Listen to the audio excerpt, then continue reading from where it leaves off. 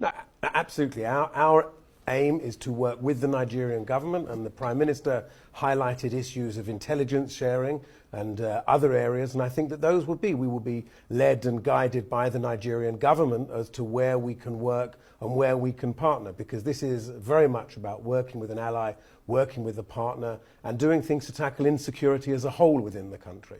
And I mean, obviously, Israel is a staunch ally of the United States. I mean, if Mr. Trump was to decide to take some further action in Nigeria unilaterally, what would Israel's response be? I mean, I know it's a hypothetical situation. Well, one, it's a hypothetical situation, and two, I think there's probably a better question to ask the American ambassador rather than the Israeli ambassador as to what the well, the question is, what would Israel's response be? Well, in a hypothetical, we'd have to see what the situation was. I couldn't tell you what our response is. What I can tell you is that we want to work with the Nigerian government to see what we can do to help and work with them to tackle insecurity across the country. And how has the Nigerian government responded to Mr. Netanyahu's statement? I'm wondering if there's been any sort of behind-the-scenes diplomatic communication about this between you and the Tinubu administration? Well, any communication behind the scenes will obviously remain behind the scenes. But as I said,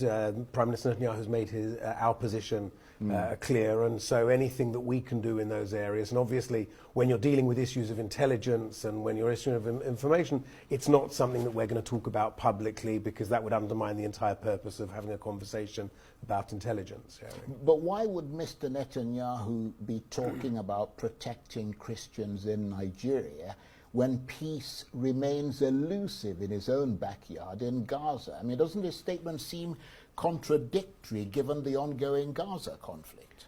I don't think they're contradictory at all. What Prime Minister Netanyahu spoke about was Christians across the world. It wasn't only he spoke about Christians in Nigeria, he spoke about Christians across the world.